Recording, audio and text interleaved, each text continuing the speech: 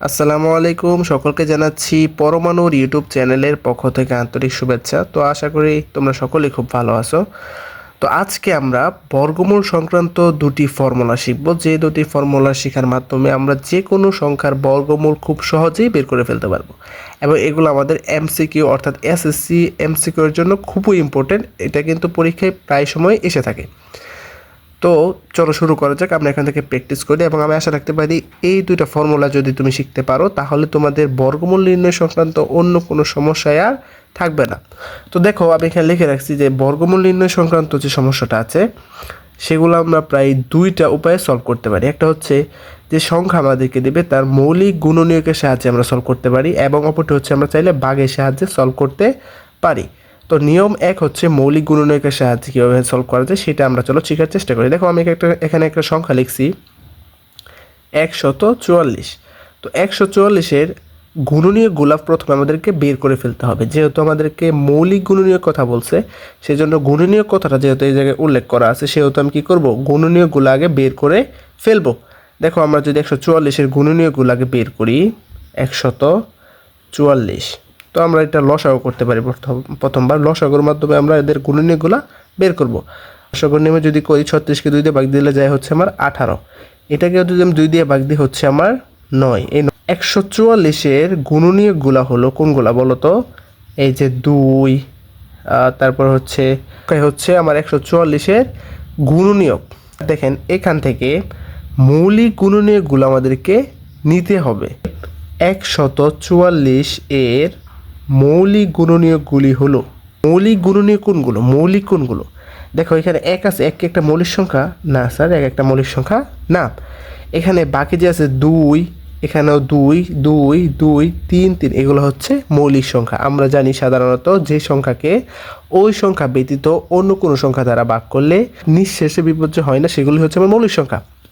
সেক্ষেত্রে 2 এবং 3 হচ্ছে আমার মৌলিক সংখ্যা। তো এগুলোকে আমি লিখে ফেলবো। তাহলে এখান থেকে আমরা বর্গমূল কীভাবে বের করলাম? দেখো, এখানে বর্গমূল হবে, অতএব 144 এর বর্গমূল।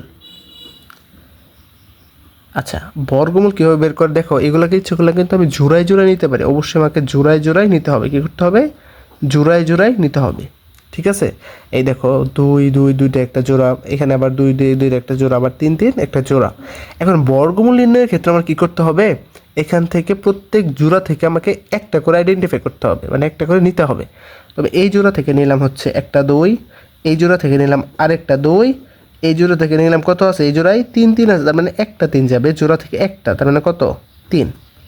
ইজিকলটা কত হচ্ছে? 2 2 4, 3 4 12, এবং এটাই হচ্ছে আমার অঙ্কের আনসার। বোঝা গেছে? তো এই হলো মৌলিক গুণনীয়কের সাহায্যে বর্গমূল নির্ণয়। এর সাহায্যে আমরা বর্গমূল নির্ণয় করতে পারি সেটা দেখব। চলো, এখন আমরা ভাগের সাহায্যে বা ভাগের নিয়মের সাহায্যে কিভাবে বর্গমূল বের করতে হয় সেটা জেনে। চলো, তো আমি একই সংখ্যা লিখে ফেললাম, 144 লিখে ফেললাম।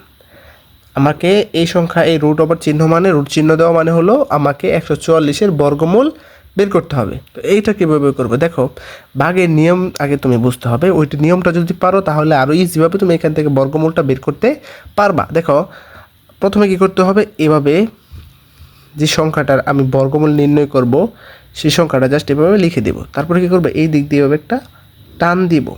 কী করবো? আমি এখান থেকে জোড়া মেলাবো, মানে জোড়ায় জোড়ায় নিতে হবে। ঠিক আছে, আমি ডান দিক থেকে ধরি, এই যে একটা জোড়া।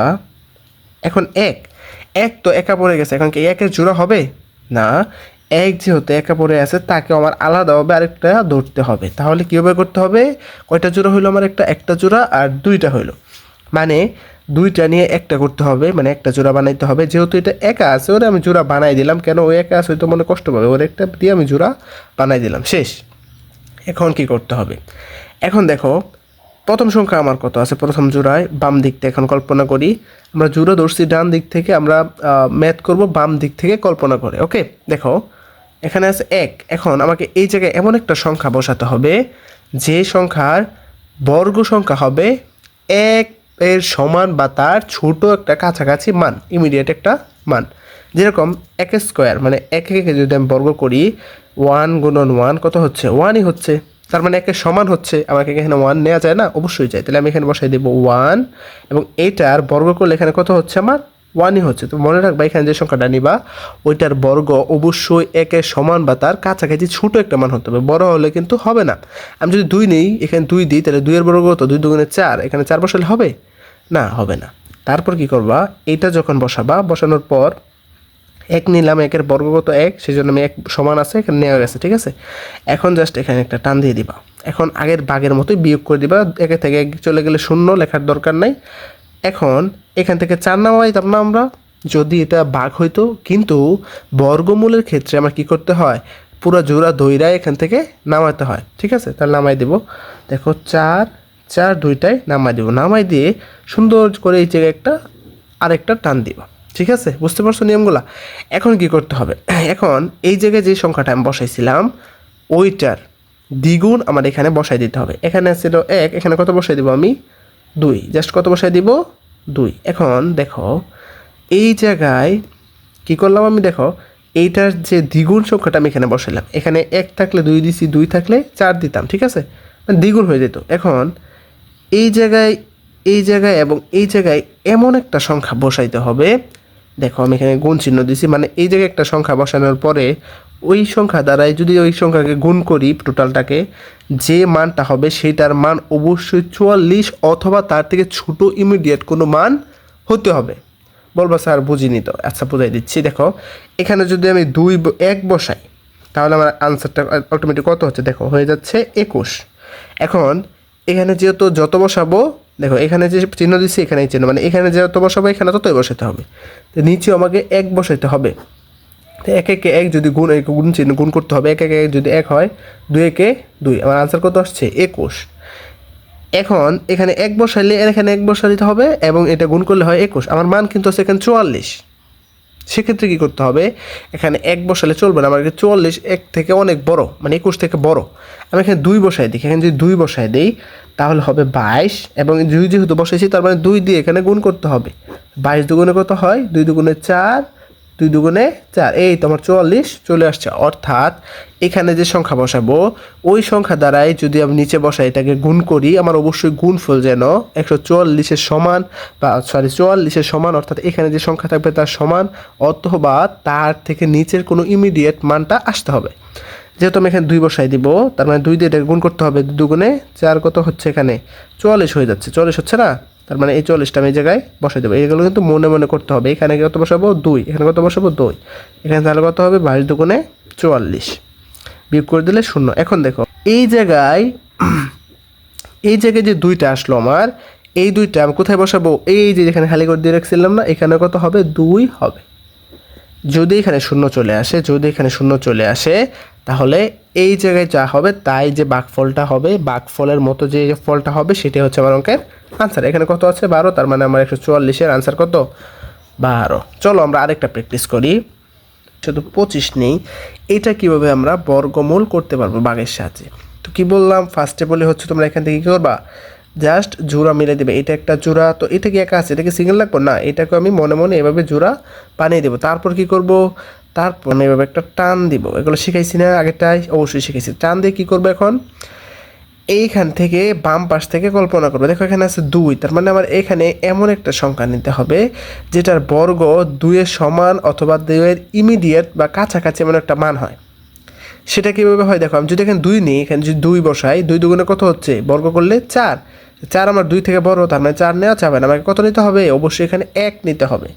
আমি যদি এখানে 1 নিই, 1-এর বর্গ কত, 1ই হচ্ছে, 1 লিখে দিবা, জাস্ট এভাবে একটা টান দিবা, বিয়োগ করবা। দেখো 2 থেকে 1 চলে গেলে থাকে হচ্ছে 1, ঠিক আছে। এখন দেখো এই যে এই 2টা সংখ্যা একটা একটা করে নামাবো না, কি করবো, আমরা 2টা জোড়াই নামাই দিব, একটা নামাইলে জোড়াই নামাই দিতে হবে, পুরো 2টা মিলা একটা, ওকে। তাহলে 25 আমরা এখানে জাস্ট নামাই দেবো। এখন এভাবে আরেকটা টান দিতে হয়, আগের নিয়মে শিখাইছি না, অবশ্যই শিখাইছি। এখন কি করব, এখন হচ্ছে এই জায়গায় কত নিয়েছি 1, তার মানে এটা দ্বিগুণ যে কোনো একটা সংখ্যাকে নিতে হবে, অবশ্যই নিব। 1-এর দ্বিগুণ কত 2, অবশ্যই 2। এখন দেখো এই জায়গায় এমন একটা সংখ্যা বসাইতে হবে যেই সংখ্যাকে আবার এই সংখ্যা দ্বারাই গুণ করলে আমার আনসার 125 হবে অথবা তার কাছাকাছি মান হবে। আমি বসাই দেখি, 2-এর সাথে যদি আমরা 2 গুণ দিই, তাহলে এখানেও 2, 22 দুগুণে 44 হয়, তার মানে অনেক কম হয়। আমার 100 কত হয়, আমি যদি 5 নিই এখানে, তাহলে নিচেও হবে 5। যেহেতু আমি এখানে 5 নিয়েছি, তার মানে 5 দিয়ে গুণ করতে হবে। 5 5 কত, 25, সাথে আছে 2, 5 5 দুগুণে 10 আর 2 কত, 12।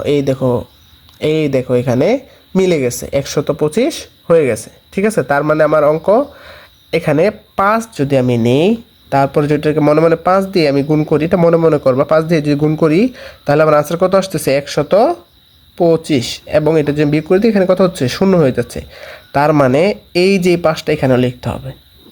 এখন দেখো এখানে যেহেতু 0 চলে আসছে, তার মানে আমার এই 15 বা ভাগফলের জায়গায় যে আনসারটা, সেটাই হবে আমার অঙ্কের বর্গমূল। অর্থাৎ এখানে 225-এর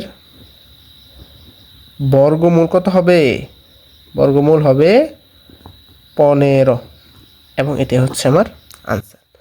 তো আজকের এই ক্লাসটা এই পর্যন্তই, যেহেতু অনেক লং হয়ে গেছে। তো সকলকে ধন্যবাদ, যারা দেখছো তারা অবশ্যই এখান থেকে কিছু না কিছু উপকৃত হবা, শেয়ার করে দাও যেন তারাও শিখতে পারে। এবং পরবর্তী ক্লাস করার অগ্রিম আমন্ত্রণ জানিয়ে আজকের ভিডিওটা এখানে রাখছি। সকলকে ধন্যবাদ, আল্লাহ হাফেজ।